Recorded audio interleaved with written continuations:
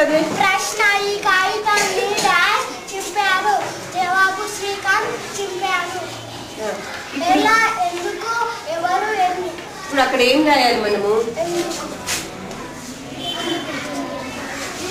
చదువుతావు గట్టిగా? చదివే, గట్టిగా చదివే. ఈ కాగితాన్ని డాష్ చింపారు. జవాబు శ్రీకాంత్ చింపాను. ఏ ఎలా, బి ఎందుకు, సి ఎవరు, డి ఎన్ని. ఇదే ఎందుకు రాయాలి మనం ఇక్కడ? సరైందా? నువ్వు పెట్టి చూడు అందులో.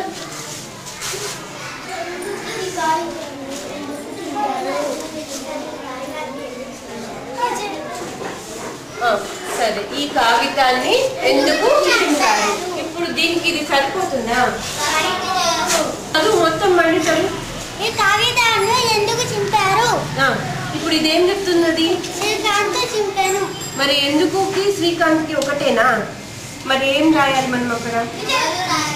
ఎందుకే రాయాలా? ఇది మరి ప్రశ్నే కదా, ప్రశ్నకు ఒక జవాబు ఉంటుంది కదా. ఇది ప్రశ్న, ఇది జవాబు. ప్రశ్న అంటే ఏంటి నీకు తెలుసా? జవాబు అంటే ఏంటి?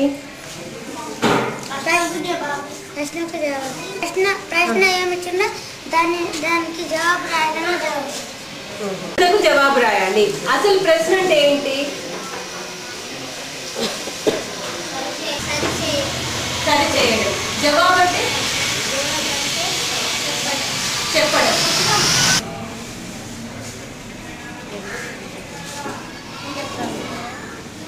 జవాబులు రాయడం. ప్రశ్నకు జవాబులు రాయడం.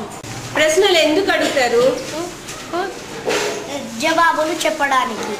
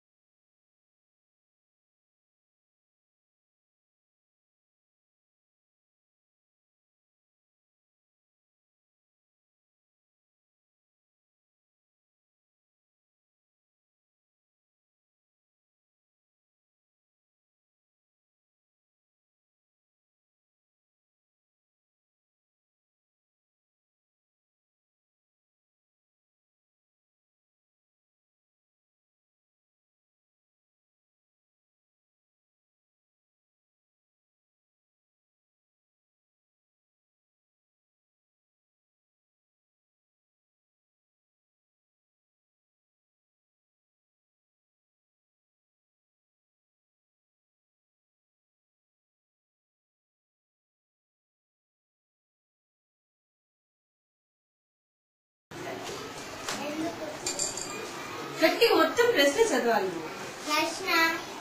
ప్రశ్న ఈ కాగితాన్ని డాష్ చింపారు. జవాబు శ్రీకాంత్ చింపాను. ఏ ఎలా, బి ఎందుకు, సి ఎవరు, డి ఎన్ని. ఇప్పుడు ఇక్కడ ఏం రాయాలి? ఇది ఏంటిది? ఇదే ఎందుకు రాయాలి మనము? డాష్ ఇచ్చినాడు కాబట్టి అది రాయాలి. నువ్వు రాస్తావా? నేను రాయనా? నేను రాయనా?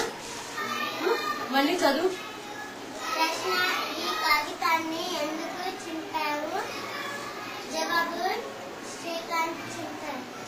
దీనికి సరిపోతుంది కదా. ఇప్పుడు ప్రశ్న జవాబు రెండు ఒకటి కదా. ఈ పదానికి ఇది సరిపోతున్నదా?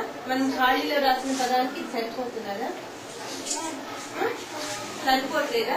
ఎందుకు సరిపోవట్లేదు? దీనికి ఎందుకు సరిపోవట్లేదు? శ్రీకాంత్ చింపాను రాశాం కాబట్టి ఎందుకు అక్కడ సరిపోవట్లేదు అవునా?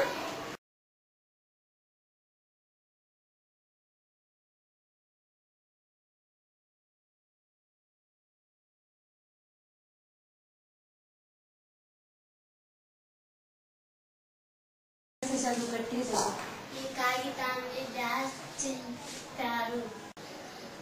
జవాబు శ్రీకాంత్ చింపాను. ఇప్పుడు మనం ఆ ఖాళీలో ఏం రాయాలి? డాష్ లో ఎవరు. ఇది ఎవరు అని ఇక్కడ ఎందుకు రాయాలి?